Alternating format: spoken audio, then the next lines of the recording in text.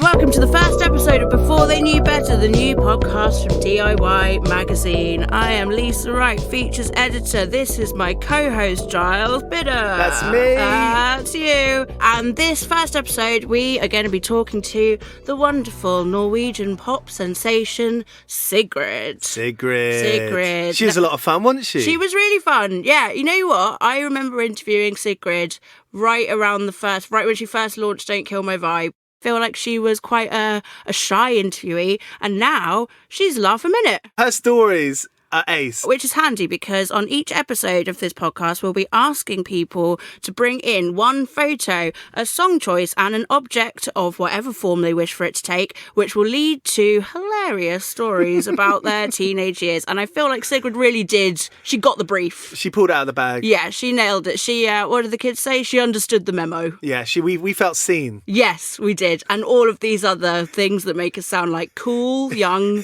hepcats. It was a movie.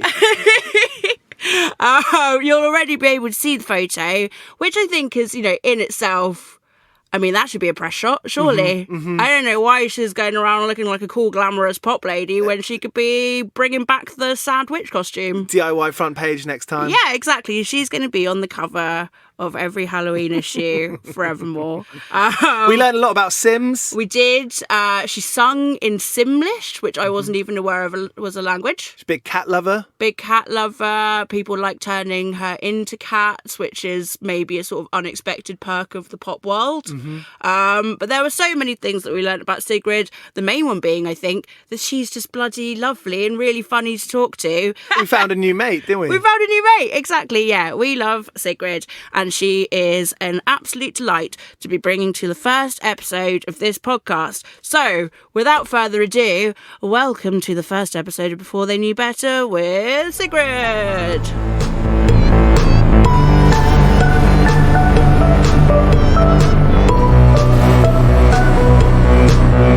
Sigrid's got her third coffee. She's been ready. Sigrid is absolutely raring to go. Hello, Sigrid. Yes. Third coffee. Does this mean that the day has already kicked off with a bang for you already? It's been quite chill, actually, this morning. The weather's pretty good in Oslo, in Norway. I'm in my flat. I've been here for a couple of days now, which is good. So, nice. Pretty slow. Good sleep. So you're back in Oslo because you just headlined Oya, right? Yeah. True. Big moment. Have you guys heard of Oya before? The festival? No. I went to Oya maybe 6 or 7 years ago. So yeah, Oya is like the biggest festival in Norway, I think it's fair to say. It is, I mean, the thing that struck me was like, it's the cleanest festival that I've ever been to. Like, I grew up going to like Reading and Leeds, which is essentially just like a bin on fire with loads of kids wandering around. And Oya was like, just lovely. Really just a lovely place to be with great bands. I mean, can you imagine me walking through the campsite at Reading and Leeds through the medical tents for the first time in my life when I was 20? And I was like, what is this place? This is scary. It's like a horror scene. Yeah, honestly. I apologise on behalf of our country. I love it now. UK festivals are my favorite thing now. It's probably my favorite country to tour in now because it's just absolute carnage. But the first time I toured the UK, I was genuinely a bit scared. Like nothing else. Yeah, fair. Because you grew up, presumably, like, had you grown up going to Oya? Is this like a sort of long-standing place that you would go every year? Yeah, I mean, it is, as you say, I don't know if you Brits would like approve me, but I think it's kind of like All Points East in London, maybe, because it's like a city festival. They have cool acts, including myself. But this year they had like Boy Genius, Lord, Carolyn Polachek. Nice. They've always like prided themselves on getting a lot of cool international acts to come, and often acts before they take off as well. It's a lot of underground music. I remember I saw how do you pronounce it? Yaegi. You know, make it rain, girl, make it rain, make it girl. You know that song? Yeji, yes. Yeah. She played like years ago, I think, like before she took off. So that's cool. But yeah, it's just proper statement festival. They've had a green, like climate-friendly attitude for years. I've been there several times. I saw John Hopkins there when I was 17. Nice. I saw Mac DeMarco and I fell asleep in the grass because I was so drunk. Wow. Actually, funny story with Mac DeMarco. That's a good one. So when I was 17, I was there with some friends and we're just drinking in the park. We get in. One of my friends gets thrown out because he was too drunk. I fall asleep in the grass. It was great. Very teenagers at a festival. And then fast forward. Feel like that was what Mac DeMarco would have wanted at that stage in his career as well. 100%. I went up and I asked for a selfie. So I got a photo with Mac. And then a couple years later, I'm backstage and I'm playing my first show at Oya with my band. This is like 4 years ago or something, or maybe 5. And then we're backstage. Mac DeMarco is there playing again. And he just points at me like, you! And I was like, oh God, he remembers me. The crazy fan who like fell asleep and was super drunk. And he's like, I know you. And I was like, what? And he was like, I just came from New York. And I had a hotel room. And whenever the blinds went up every day, it was you. Because I was on a billboard in New York with my single Don't Kill My Vibe. So he was waking up every day to see me like, don't kill my vibe. So yeah, that was funny. Like, were you just hanging outside of his window? Like that was taking a bit too. Every day you just been loitering outside my hotel room. I mean, that must happen quite a lot now, right? Like meeting old heroes and people that you'd sort of grown up watching their sets and stuff. Yeah, sometimes it happens. It's always really cool. And sometimes like with backstage at festivals, it can be quite scary to walk up to people because you have no idea how people are going to be. We played Sweden earlier this summer, or maybe it was last summer, Lollapalooza Stockholm. And I'm a huge Wolf Alice fan, but I've never said hi before. And they look really cool on stage. So, there's no guarantee for how people are off stage. And then I can't remember what's his name again. I think he's the bassist. He always has cool sunglasses, and he just took off his sunglasses. And he's like, "Hello!" And he's just the sweetest lad. And then we just had a great time. That's good. Yeah, they're sweet. They're sweet guys. I feel like, just very excitable. Him and the drummer are always very, very sort of happy, excitable presences. Yeah, they're good ones. But yeah, what an amazing thing to headline in your home country. I feel like, that's sort of the equivalent, of headlining Reading and Leeds, or maybe Glastonbury's pushing it, but like it's a pretty massive deal, right? Like, nervous? Yeah. Like how was the whole experience? Oh my God, I was so nervous. Yeah, it is. It's a milestone. They have one Norwegian headliner every year. So you're up against all the international headliners. So yeah. But no, it was amazing. It was an incredible experience. My voice it was very hoarse the whole show. I got really tired, but then I just told the crowd, I was like, guys, I'm sorry. I'm a bit hoarse now. Like the voice isn't doing what the voice should be doing, but I'm doing my best. And they were just the sweetest and just like, wah! Cheered even louder. Yeah. In that situation, I guess it's like a real sink or swim thing. Like you either let it completely like psych you out, or you just go, fuck it. Like I'm just going to kind of roll with it, which feels like, you've obviously been doing this for 6 years since Don't Kill My Vibe came out? I think it's 7. Well, 7 years now, crikey, okay. And yet you're still such a fresh-faced young flower. Oh, thank you. I needed to hear that today. I haven't showered yet. But yeah, is that the sort of thing where you feel like more capable of dealing with it now that you've got a few years under your belt? I would imagine like when you started out, that kind of situation would have absolutely been like terrifying. Yeah, I think so. I just feel like our crowds are really nice. I think we gather a good type of people where I always feel welcome, and I always feel like it's okay to just be honest on stage with how I'm doing in the moment. I'm really bad at planning what to say. I never follow a script. Like, of course, sometimes you'll say kind of the same things, but it's not really choreographed. But I feel like the crowd is always going to be okay with it. Like my tour manager was freaking out behind the stage because they will cut the power they say they do cut the power at 11 p.m. because it's a festival in the middle of the city, in the middle of Oslo, and the neighbors are going to flip out if, it goes past 11. And we finished Strangers like 10:59 or something. And it wasn't planned, but it was just serendipity. It just happened. So yeah. I feel like in terms of like saying, what you think might be the wrong thing or voice being hoarse, or they're there to back you. Your fans are there to have a good time. People want to support you. People want to, they got your back, Yeah. And I feel like it's true, but I don't always think that's the case for every artist, maybe. I think maybe sometimes fans can, want to be jokey or whatever. I mean, my fans take the piss out of me all the time. They run meme accounts. So, but I feel like there's a lot of love. There's a lot of love.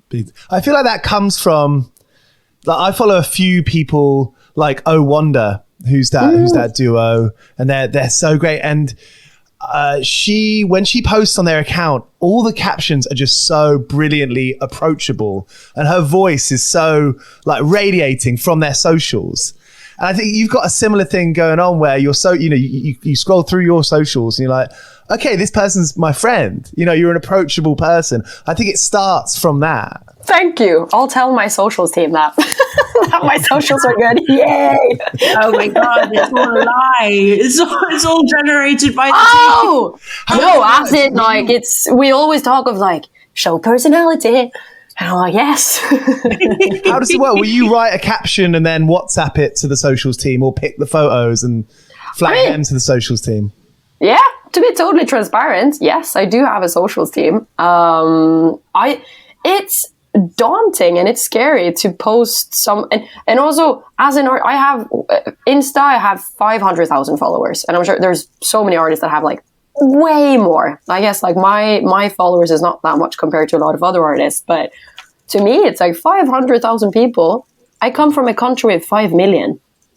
I mean, oh wow, yeah, that's like 10% of the whole country.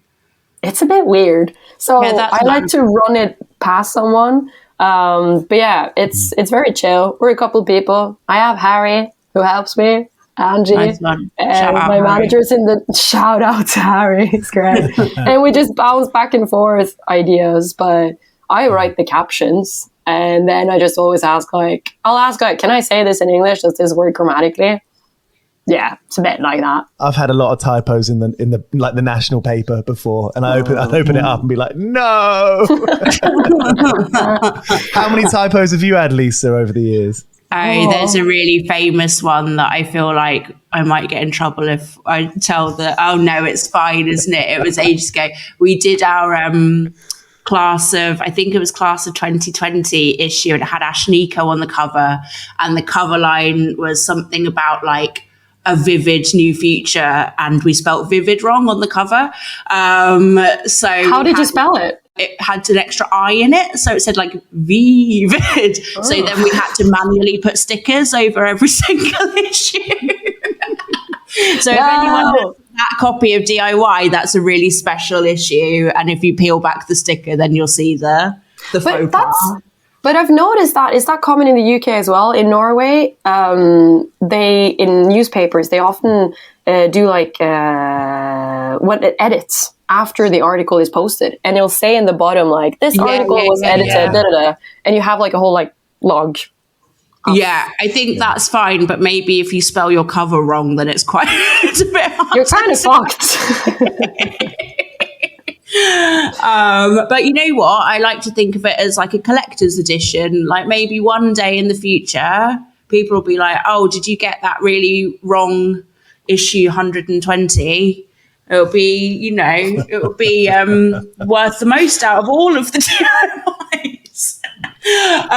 Anyway, moving back to you. This is not about us. You're saying about like meme accounts and things. Like, what is that? Is there like what's your favorite of the? Yeah, where do we go? Yeah, they're savage. The big one is Sigrid.memes on Insta. That is a good one. Okay, right now. They're really sweet. They run a cafe actually, but I'm not sure if the cafe is still going. But they have a cafe. They're together. They met on tour with me. in the crowd. Oh, wow. They're so sweet. So they run that account. There's also Sigrid as cats. So this it's like cat photos next to me, which is a good one. And then there's others too, but those are the two ones I can think of now. When you first had dreams of becoming a pop star, did you ever think that you would have a portion of the internet that was dedicated to turning your face into cats? No, but it is a dream. It's great. Yeah. I'm a proper cat person, so great. I can't have a cat myself because I'm traveling so much, but I can have a meme account that turns me into a cat. There we go. If you can't have a cat, why not be a cat? When this podcast goes out, I would imagine there might be more music that's come, but recently you have just put out the first, I'm going to guess it's the first single from what might be a new album, potentially? The reason why I wanted to release that single, The Hype, is kind of just to showcase where I'm at now. I've been in the studio all year, and there will be new music at one point. Nice. Absolutely. Nice. So I am writing and plotting, but this is the first. It's quite open still, but I'm really proud of it. I love that song. I think it's one of my favorites I've ever done. Yeah. It's an absolute banger. And also I really like how sort of self-referential and sort of, the premise of the song seems to be very much kind of like addressing your own worries about, having this, like, the start of your career obviously went amazingly. You won loads of awards, like the first track went massive. And, how do you live up to these bars and expectations that you sort of set for yourself, which I think is quite a sort of vulnerable thing to write a song about and to address, and then to sort of, sing out on stage to a bunch of people. Like what did you was it like a cathartic thing trying to sort of address these things head on, or how did it kind of go for you? Yeah, I mean, good points. I've been nervous of releasing it because you don't want people to think that like I've lost confidence in myself, which I haven't. Yeah. But it's just being honest about those moments where I do have a big lack of confidence. And I think the interesting, and I've been worried about like if it is like relatable enough, but then I think, of course, like this hype in my job is of course a bit weird because it's a public job and whatever, I'm an artist, but I think it is something that I would have felt anyways, no matter what I was doing.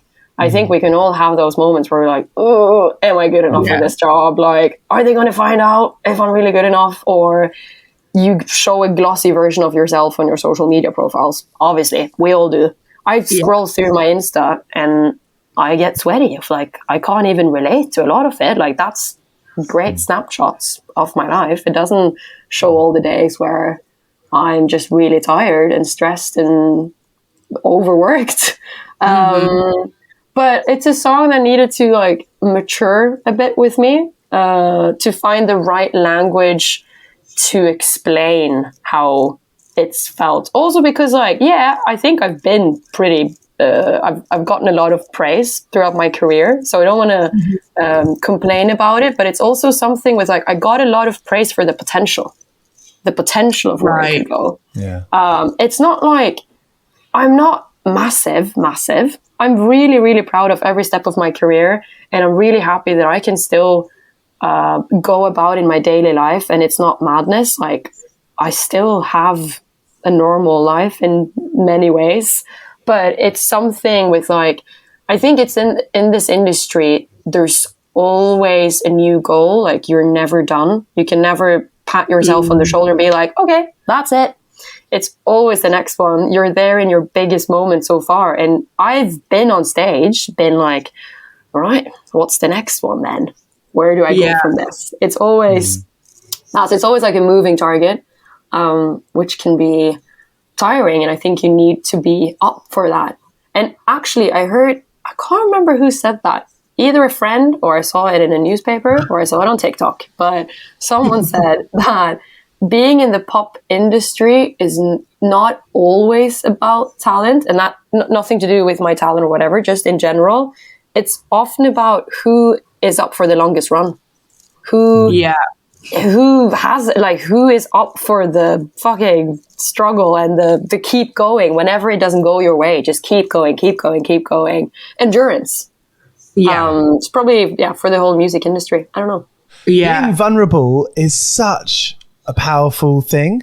Because if you're in a position, like, I don't know, that maybe this is like a bad analogy, king of the bad analogies, but it's like when you're not worried to like lose in like a football game or a cricket game or a sports game, there's a lot of strength that, because then you see it, like you stop being so like crabby and like kind of like, and you kind of go a bit more fluid and you can just play your game. I feel like that's the same with music, because you can just not be afraid.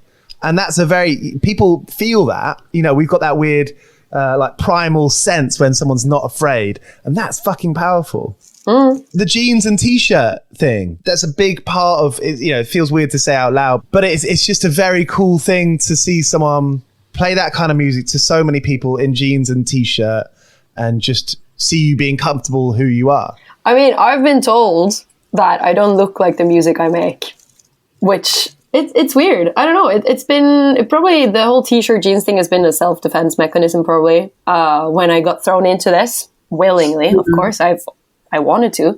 No one's forced me to do anything. But it was really good to know that there was one thing that was like stable, normal. I always knew that if I wear a t-shirt and jeans, there's one less thing to think about. And I need to cut down on decision making when I'm stressed. So for instance, Oya, when I knew it was a big, important show and people were like, yeah, what are you going to wear? I was like, obviously I'm going to wear a t-shirt and jeans, because then I have one less thing to worry about. I have enough. I have a new song I'm going to perform. It's a huge show. It's a lot of pressure. I need to know that at least that is under control and I don't have to think about it. So yeah. And I feel good. The less you think about that, the more you can think about the music and the show. Yeah, absolutely. Also, who said that jeans and t-shirt isn't sexy and cool? I feel great in it. I mean, like those 90s Calvin Klein adverts were like the coolest thing ever, when it was just like someone wearing basically exactly what you're wearing, just looking like a badass, being cool. I always remember Ryan Jarman from The Cribs saying that like he went through a phase of just wearing the same outfit for like 6 months, because he was just like, well, then I just know what I look like. And I just thought like, that's actually just a really simple way of looking at it, isn't it? Like you go out and you don't have these neuroses about, you know, everyone's had outfits where they've gone out and you spend the whole day sort of like pulling your top down or pulling your trousers up and you feel awkward and weird, and then it changes your entire like confidence levels. I just get rid of that. Yeah, maybe it's very smart. I mean, it worked for The Simpsons, didn't it? Like they've worn the same thing for the last 30 years. So I've got this Dickies jacket that I found in the pub, and it had been left there in lost property, and it'd been there for enough months to be freely available. So I took it, and it's just the perfect fit. And I've worn it every other day. Great. Did you find your jean fit, Sigrid? Yes, I have Levi's. What is it? Wedgie Straight. It's actually my favorite model. Okay. That suits me the best.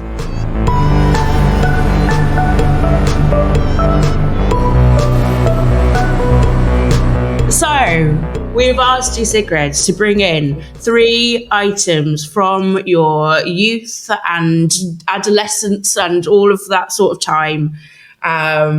And I feel like maybe a nice one to begin with is this wonderful photo that you showed us before we started recording, where, I mean, like, I'm going to guess that it's from Halloween, or it could be from like a really, really young goth phase. But tell us a bit about this picture. Yes. It's an incredible photo. Thank you. It's one of my favorites too. I'll show it again. It's a good one. So this is me aged, I want to say 8 or 9.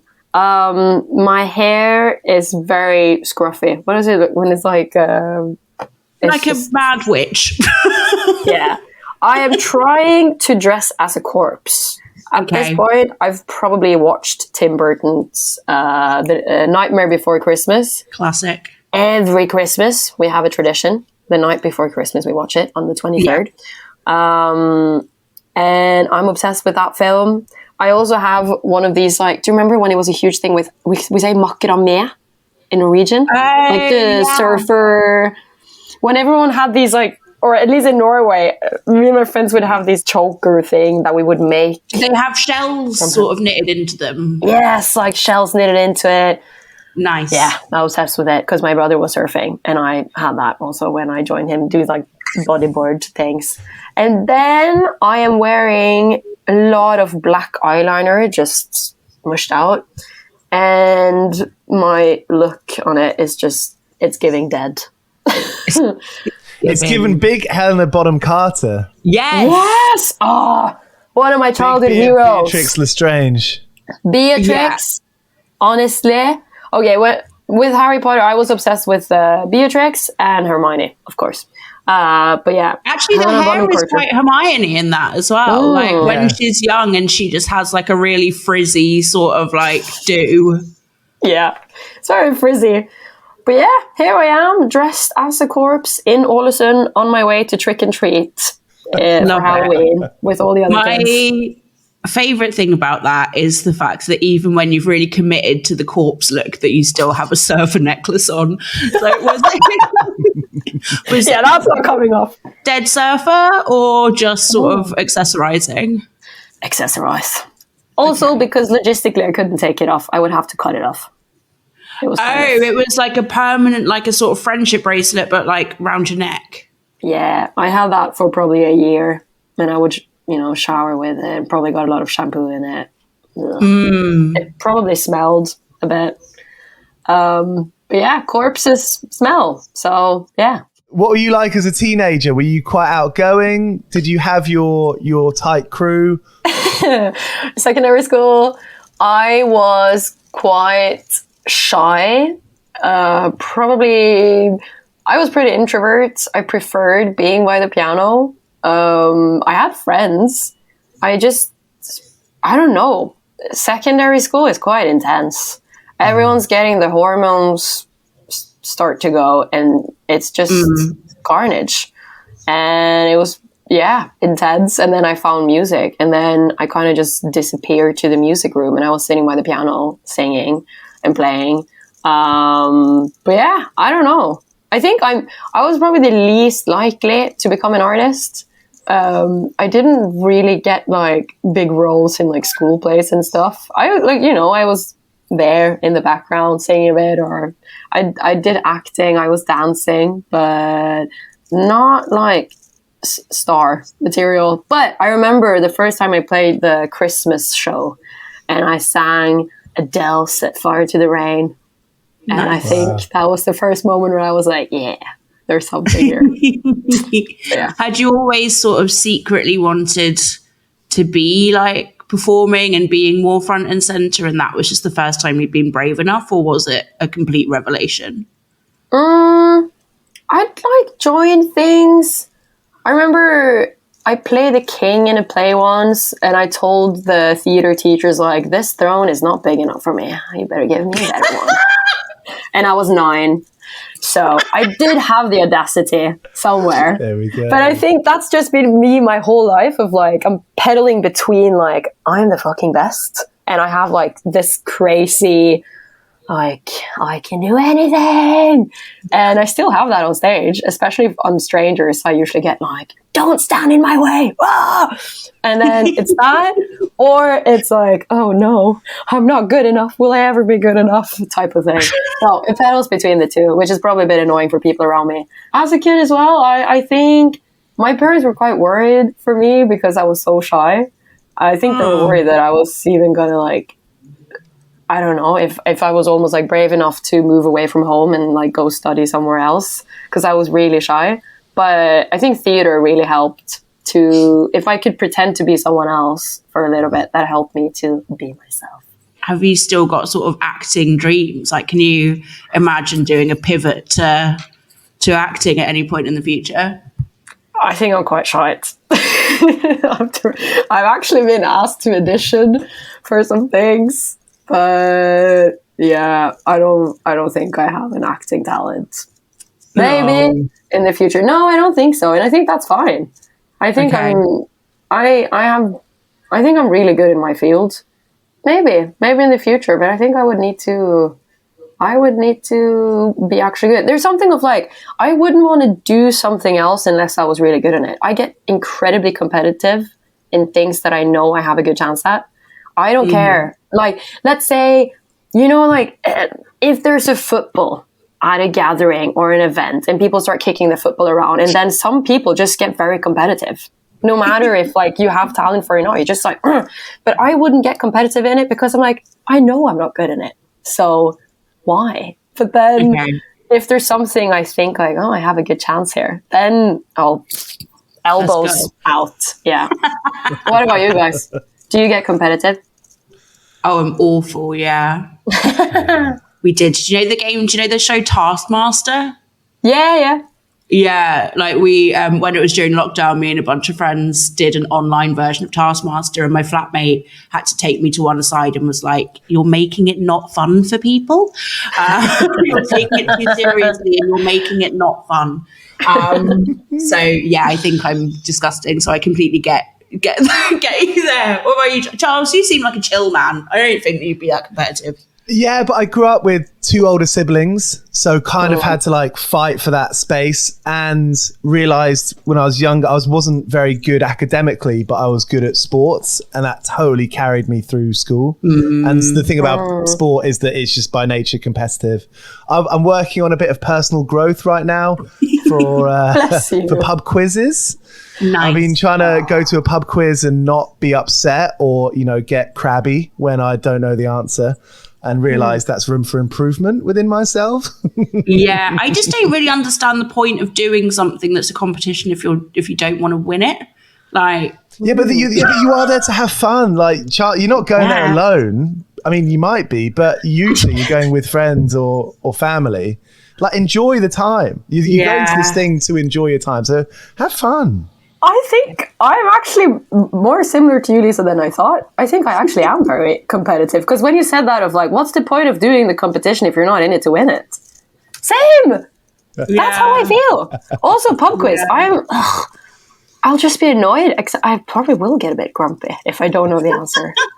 Again, the jeans t-shirt thing. I am a creature of habit. I dressed as the corpse every year because then I didn't have to think about it. I didn't have to plan. So, yeah. You can get better at it. Yes. I hope I did better. Yeah. That picture is fantastic. It's really good. Do you still dress up for Halloween? Are you a celebrator? No. Maybe I should do that again. I don't really like to dress up. I know a lot of bands dress up for Halloween shows on gigs. I don't like it. I'm a bit like, how am I going to sing Dynamite and not start laughing if I'm dressed as a corpse? I don't know how I would do it. But maybe I should this year. We'll see. You know what? If you lined up Robert Smith next to that picture as well, would True. it be? Best friends at school. Makeup. You in Halloween and Robert Smith, first day at school, see each other in the cafeteria. We're best friends. Best friends forever. Best friends.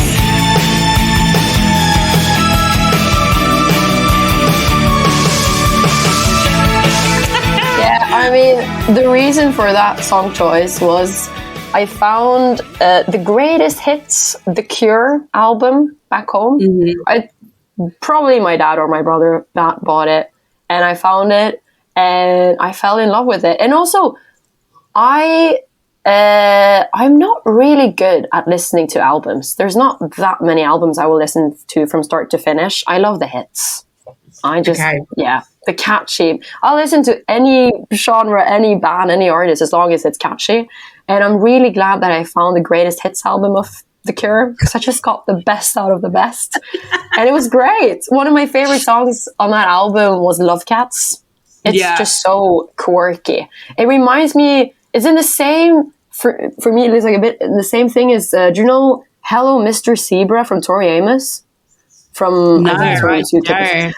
It's one of her albums, but it's like a children's track or something. But same with Love Cats. It's just super quirky and fun.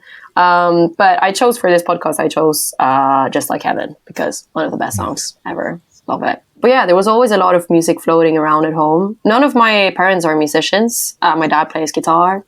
and he sings. My mom just have really good music taste, but they always had music around. We had a piano in the living room. So they wanted one of the siblings to play the piano. They tried with my brother. He didn't love it. He started playing the guitar. Tried with my sister. She didn't love it either. So she started singing. And then I had to do it. And luckily, I fell in love with the piano. I really liked it. So, yeah, I was annoying them with playing the same melodies over and over and over. I was practicing. Yeah. If you had one sibling who played guitar and one who sang and you played piano, were you ever like a little sibling band? We did. Me and my sister had a band. It can still be found on SoundCloud, I think. It's called Sala Says Meep. And it's named after our cat, who sadly passed away a couple of years ago. No, it's okay to laugh. R.I.P. I mean, just to have a little chat about Sala. Greatest cat to ever live. She was amazing. Her name was Sala Palme Solbakk Rabe Riis Johansen, kattunge, kattunge, kattunge. Yeah, and sure. She got her second name because we had a cat wedding with our neighbor's cat. And the other cat, who is actually the other cat. Okay, so the neighbor's cat, they are related to like one of Norway's most famous football players. You might know him, Jon Arne Riise, who played for Liverpool. Okay, I'm sure some people he know. was a famous footballer, so we're proud of that. So our cat was slightly related to this football player. How was the cat related to the football player? Sorry, silly question. Because no, it's not a silly question. We're talking cats here. So our cat Sala got married to our neighbor's cat, and the neighbors were like cousins or third cousins to this football player. So in that way, our cat's slightly related. If you count a cat as a proper family member, which we did. Yeah. So we had the cat wedding, but then we had some drama. Yeah. But our cat and the other cat, I guess they got divorced, kind of, because our cat cheated on the other cat. Got kids with this other cat. So we had 3 kids. Yeah. So anyways, my dad still has our cat as a screensaver on his phone. Oh. And it's been like 9 years or something. Yeah. Oh, but there were 2 cats. So that was like the star. And then there was just this poor other fucker that was just absolutely sidelined apart from... I know. They even moved from the neighborhood, probably because of the divorce. Well, what a lovely way to leave a legacy for Sola, for naming your sibling band after. Thank you. Yeah. So she's still with us in spirit. So we named our band after that, Sala Says Meep. We put out 2 songs, I think. Great times, really fun. We've performed as a trio as well. My brother is an artist as well. He has an album out, but now he does other things. He works in media, actually. He does a PhD on media. So that's interesting. He's doing, I don't know. He's doing research on the digitalization of the newspaper industry. Also because my sister moved abroad. She did high school abroad, and my brother did high school abroad. And I was left all alone with my parents. Yeah, no, it was a good time. But yeah, and then when they moved, I started doing my own things. But my brother was the one who pushed me to write my first song by myself, because he was going to do a concert in my hometown. And he said, I'm so fucking sick of your Adele covers. Can you please, you can come on stage, but you have to sing an original one. So I had 2 weeks to finish the song I'd been trying to finish. And I did. And I went on stage. And it was picked up by Norway's version of BBC Introducing. Oh, wow. Which I hear rumors that BBC Introducing is going to lose their funding. Yeah, they've already made huge cuts. It's really bad. Like this month, actually, they've like slashed loads of their regional programs. It's really bad. Yeah.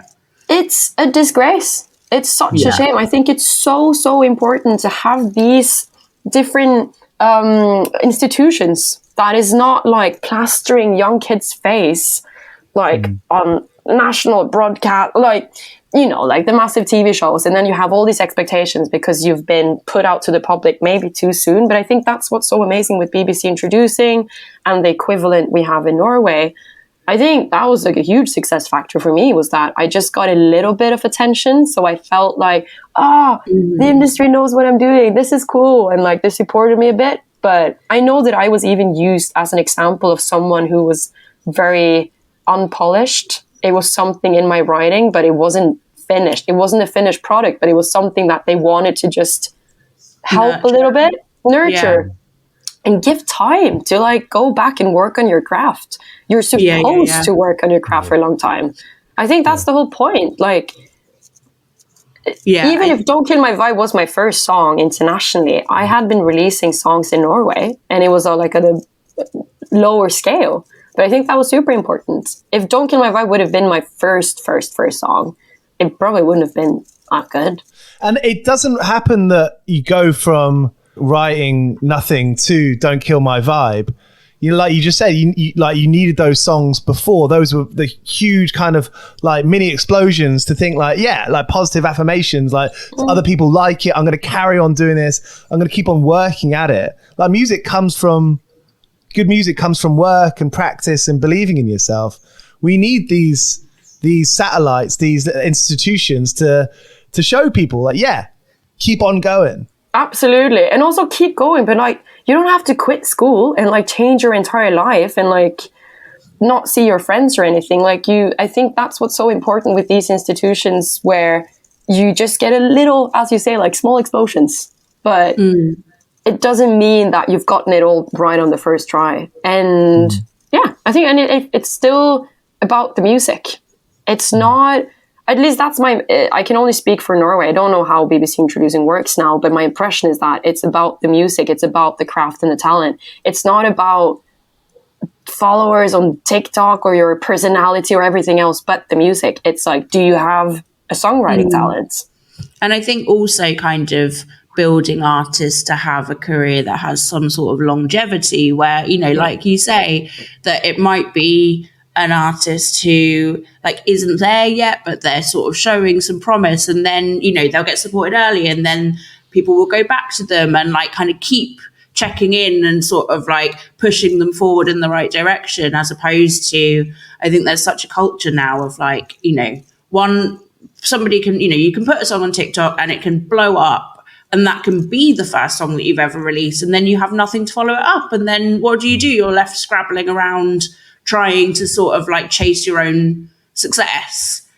Whereas I think, things like BBC Introducing and like just, you know, there's like really positive structures which are sort of meant to build a career rather than just like a viral moment. You don't get thrown into this like multi-million machine that is going to generate clicks, like that is going to generate viewership. Like, I think things like BBC Introducing is still about the artist. It's still about the music. Think of all the BBC Introducing stages that are across festivals. I love the BBC Introducing stages. It's so exciting to see fresh, new talent.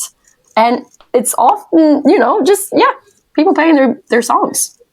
I think that's really someone cool. Who's been so vocal about it being about the music and not being about sort of these kinds of sort of projected ideas of what people think they should be doing or what the music industry is about, or like the hot new thing, is Robert Smith and The Cure. I mean, did you see his video when he got inducted to the Rock and Roll Hall of Fame?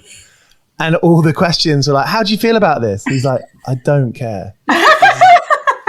Like, we write songs. There was an amazing bit where there's like a clip where the interviewer, and bless her, because like a little bit of my journalistic heart did really bleed for her, but she's just like, oh my God, are you so excited about being inducted? And he just goes, clearly not as excited as you are. I know that one. That's a really good one. That was also, it was a clash of cultures as well. Yes. It was the Brit, like, clearly not. Clearly not as much as you.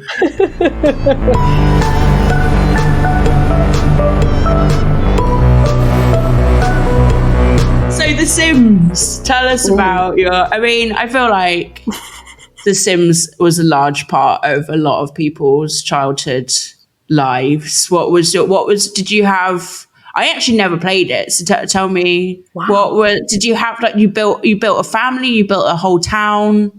I feel like I specialized in building really ugly houses. I had no sense of architecture or taste or style. Yeah, they were pretty ugly. But yeah, I love building houses, and I would make like disco floors and stuff. And then my sister was focusing on living the life, and then I would sit next to her and watch her play. But the older I grew, the more I got into playing lives as well. I still play Sims. I think touring got me back into Sims because you have a lot of time off on tour. And because you can do a lot in Sims now. You can have a farm, you can be a witch, you can be a wizard, you can be they call it like a mermaid. You can do things, which is great. But I found out on tour that I just wanted to have a normal life on Sims. So I would like be on my tour bus and like be an international pop artist playing all my songs live every night. And like an hour before show, I would sit backstage on the couch gaming, and we got the laundry pack so I could do my laundry on Sims.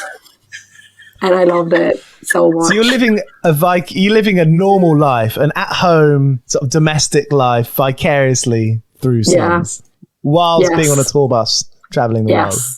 Having like a cat, a partner, go to work, come home, cook, work on my skills, read a book, do my laundry, clean the house, do some gardening maybe. Yeah, it's a bit sad. That's lovely. Wholesome. That's funny. Yeah, it's very wholesome and like I love the fact that there's probably someone doing the exact opposite and being a pop star on Sims and like doing the thing where they're traveling on a tour. You know, you've probably got like an equal but opposite, like upside down universe. Sims order version. to the chaos. Other people are putting chaos to the order. Yeah, exactly. I mean, tour life is crazy, guys. It's wild. I mean, you're sort of a seasoned pro at like doing the sort of endless overnight bus travel, all that kind of stuff now, presumably. Like is Sims the sort of best way to while away the hours? Like what else do you find yourself doing on the tour bus? We talk a lot. I have an amazing band and crew. They're my best friends. We just had our second wedding of the crew. My monitor engineer got married 2 years ago, and my drummer got married 2 weeks ago. And honestly, congratulations to them. Thank you. I almost felt like I got married. I was like, this is the biggest day of my life. It was incredible. It was so nice. The guitarist and the keyboard player was the two best men, and it was so cute. They had speeches, the whole band. Did you sing at the wedding? If I actually did sing. Nice. It was very scary. Me and Liva, a backing vocalist and bassist, and the guitarist, we did a song, and it was so nice because Linnea, the wife of my drummer, didn't know that we were going to perform, and it was her favorite song, so it was very sweet. It was an amazing wedding. So yeah, we're really close. We hang out all the time. So I don't know what we do. We do that. We love karaoke. Big karaoke band. Yes, on the bus. Kicks off. We just drink and karaoke. It's great. And that was actually great. When we did 3 Arena in Dublin last year, we did our own show. It was in November. And then we did karaoke backstage afterwards with some like shitty speakers that my lighting tech had brought from London. And it was very cute. And we just had, like, we've been singing for 2 hours and then we just continue. More songs! Yeah. I love it. Like, get off the stage and you're just like, I'm not done. I'm not finished. Give me the mic back. How into it do you get? I mean, are you sliding around on your knees? Are you really like going up to people and grabbing them? What's your... Yeah. I feel like yes. The answer is yes. We all have our like special songs. I usually do "Love Lift Us Up Where We Belong." I do that one with my keyboardist. He does a fire version of Backstreet Boys. Which one? I can't remember which one, but he has this one song, and he is the best. He's really sweet, but I feel like he's a very nice guy. But when he does karaoke, it's like it's karaoke Peter that comes out, and he takes over the whole thing. One time we did karaoke in San Francisco, and there was someone actually running the karaoke night, but he just grabbed the bike and he was like, "It's my time now." And then he just ran karaoke night, did introductions for everyone who was going on stage singing, did his own songs, cheering people on. Yeah, it was great. Can you do karaoke on Sims? Oh my Yes. God, yeah, you can, but it's not as good. I do have I have a Simlish version of Don't Kill My Vibe. How does that work? Mic drop. Yes. So a couple of years ago, I said to my management, my biggest dream is to have a song in The Sims. And they were like, okay, I mean, we can see what we can do. They reached out to EA Games and they asked, if for sure, do you want to do a version? So I went to the studio. Someone at EA Games or at Sims had made a translation of my song "Don't Kill My Vibe" to Simlish. So I did, and I recorded a version of "Don't Kill My Vibe" in Simlish, and it's in the game. It was on the trailer for Sims 4 Family package. Sorry, Simlish. Yeah, I'm going to need more information on that. The song is like, wait, oh, it's early in the morning, guys. Whoa, nebimka's wife. Whoa, nebimka's wife. Nebimka's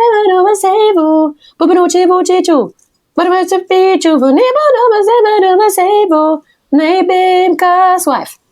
Nebimka's wife, I think the song is called. Thank you. So is that so it's a made up Sims language? Yeah, but I think the words mean things, but I haven't asked. I was so honored. They just gave you the translation, so they could have basically said whatever. That wasn't Norwegian. What? Sorry. That was Simlish. That was Simlish. You thought that was Norwegian? No. I'm just double checking. I'm asking. All right. Nei, hvis jeg snakker norsk, dette her norsk. Nå snakker jeg norsk. That was a bit of Norwegian. Let me just get my Duolingo. Give me 2 years. So do people, can people speak Simlish? Is it like a full language that people can learn? Let's see, let me quickly Google. Is Simlish a real language? Is it? Simlish is a constructed language devised by game designer Will Wright for the Sim series of games developed by Electronic Arts. Yeah, it's real. It cannot be learned in the traditional sense. Okay, there is no structural grammar or syntax. It's mostly gibberish. Okay, is it kind of like a bit of a letdown. Is it kind of like Greek, where most people don't? I mean, I was thinking in the sense that people don't speak Greek, but people do speak Simlish. Greek is in ancient Greek. Oh, right. I was gonna like Latin. Yes, that's really what I mean. Yeah. Well, people learn that in school, I think. I mean, in some schools. Yeah. I learned it at school. I went to a fancy school. Oh. What school I did didn't you go to a fancy school, but I did learn Latin. But okay. yeah, I think maybe it's more common in England. I don't know. I didn't go to a fancy school. I learned French. No, I mean, I didn't either, but yeah. But, now you can say that you are multilingual, one of the languages being Simlish, for a very specific set of words that go with your song. Exactly. That's a very nice hobby. Sims, you've really changed my mind on Sims. I really kind of overlooked it. Yeah, it's good. But I've never gamed anything else but Sims. So I feel like I should probably broaden my horizons. So you got karaoke in Sims, you got washing, you got a partner, you got a home. What? Is there anything else about Sims that we should know about you? This is so unserious of me. This is what we're here for. We're not here to be serious. That's true. That's great. Does your Sims character look like you? Not really. I'm not trying to make myself. I'm not that creepy. Just a little bit. But I remember in lockdown when I was living with my parents for months on end. I made an exact replica of our house, of my childhood home. Yes. That you'd moved out of? No, but I moved back again. Because I was my parents that you were living in. Yeah. My parents still live in that home. Yeah. So when I was home, I was walking around the house trying to find exactly like where the window is placed. I found art that was exactly like the art we have at home, like paintings and stuff. I would place like cups where the cups are at home. It was a bit obsessive, but it was amazing. So it turned out really good. So next thing, make an exact replica of my apartment. That's the one. Or you could write some more songs and go and do that. True. Yeah. I'm going to the studio again next week. Yeah. I was going to say, like, I'm sure that your management will listen to this and be like, please don't spend the next 3 months making an exact Sims replica of your apartment. You could do a Sigrid Sims game. You could do a Sigrid special. That could be Sims Grid. Yeah, Sigs. Well, I want to go and download that now. I feel like I really like the idea of building something that sort of is a bit like your own life, but a lot calmer and more chilled and organized. That actually sounds. I like getting my Sims to just like get really good in things. I get competitive on Sims probably. We've learned a lot about you today. Whoops. And that was the wonderful Sigrid, who I think we can all agree is an absolute dream. Our new best mate. Our new best mate. We love Sigrid. Please come back to us, Sigrid. If you enjoyed that, then please tune in to the next episode of Before They Knew Better. It's going to be coming every week. If you liked it, tell your friends. Leave a little review on Apple or Spotify. Give us a like. Give us a follow. Do all those things that you do with podcasts when you like them. And mainly, make sure to come back next week when we'll be having another wonderful guest join us to share in their teenage dramas. Yes. Yeah, it's dramatic. Yeah, it's going to be like Yellow Jackets, but without the plane crash. Yeah. Or football. Exactly, yeah. Or anything about it, really. Or drama. Just drama. It's going to be like a drama. We're here for the drama. We're here for the drama. We need enough. We need more drama in our lives. Yeah, exactly. Like Mary J. Blige. You know what? It's the Mary J. Blige of podcasts, but with jokes. We're going to have more DIY favourites. Yes. Telling us what they were like as teenagers, all the ups and downs. We're here for it. We're here for it, and we hope that you're here for it too. Tune in next week. See you then.